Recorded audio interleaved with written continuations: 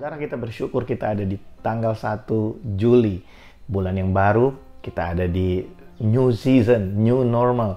Nah, saudara, saya berdoa setiap kita ada dalam pemeliharaan Tuhan dan kasih setia Tuhan itu selalu nyata dalam kehidupan kita. Mari sebelum kita mendengarkan firman Tuhan hari ini, mari sama-sama kita berdoa. Tuhan, terima kasih buat hari ini. Kami bersyukur tangan Tuhan yang kuat menuntun kami. Kami ada di bulan yang baru. Kami bersyukur Tuhan. Kami ada di bulan yang ke-7 di tahun ini. Kami percaya kasih setia Tuhan akan terus lanjut dalam kehidupan kami. Tuhan yang menyertai kami sampai hari ini. Tuhan juga akan menyelesaikan semua pekerjaan Tuhan dalam hidup kami dengan sempurna. Terima kasih. Kami buka hati kami bagi Engkau pagi ini Tuhan.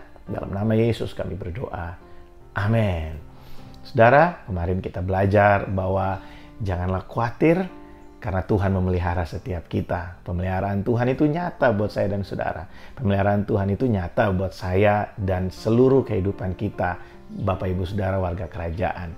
Saya bersaksi di hadapan saudara pada hari ini bahwa Tuhan begitu baik, di mana rencana saya untuk bisa kembali lagi ke Batam dan mempersiapkan diri untuk kembali ke Malaysia.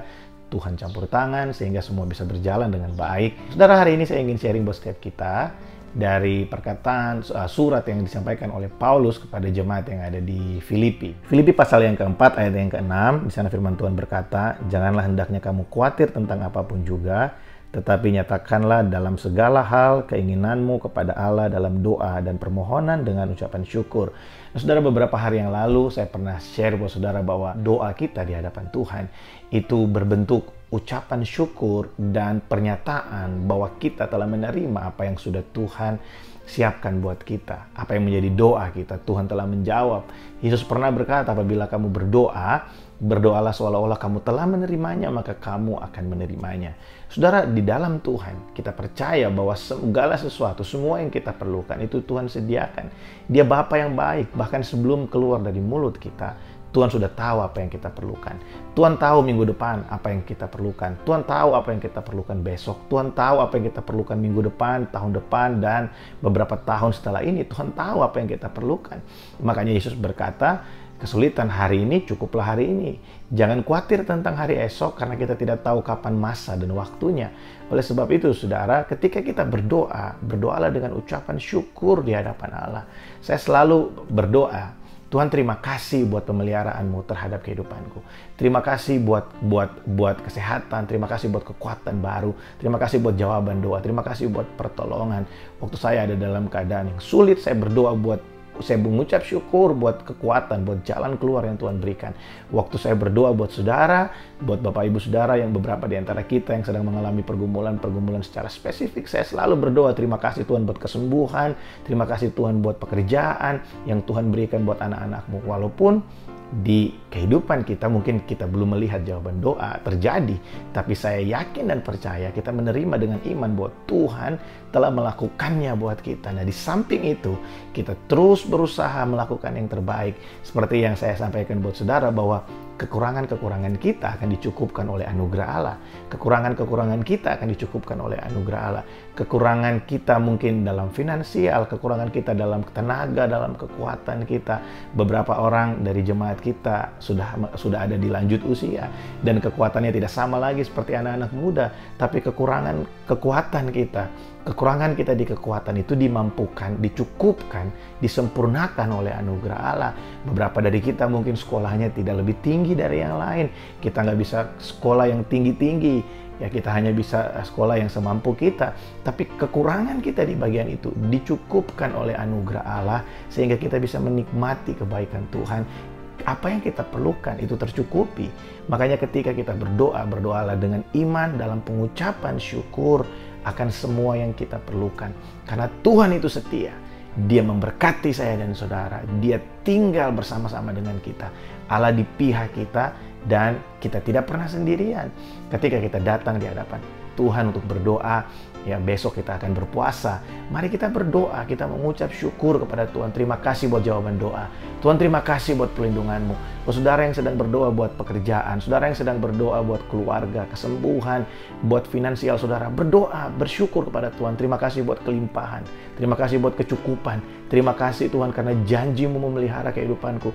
Saudara akan melihat bagaimana karya Tuhan itu terjadi ketika kita berdoa dengan satu kepastian bahwa Tuhan menyediakan pertolongan, Tuhan menyediakan jawaban buat setiap pergumulan kita.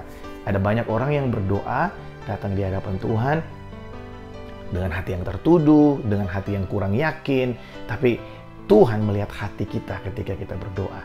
Percayakah saudara bahwa Tuhan sanggup menolongmu? Percayakah saudara bahwa Tuhan sanggup menyembuhkanmu? Percayakah saudara bahwa Tuhan sanggup melakukan apa yang mustahil bagi kita? Kalau saudara percaya, mari bersyukur dan terima itu dengan iman. Tuhan, aku terima kesembuhan hari ini. Tuhan, aku terima jalan keluar hari ini. Tuhan, aku terima pemulihan buat keluargaku hari ini. Aku bersyukur buat pemulihan hari ini. Aku bersyukur buat jalan keluar hari ini. Aku bersyukur buat finansial yang Tuhan pulihkan hari ini. Ini adalah satu hal yang baik untuk kita lakukan dan kita kerjakan. Berhentilah mengasihani diri kita.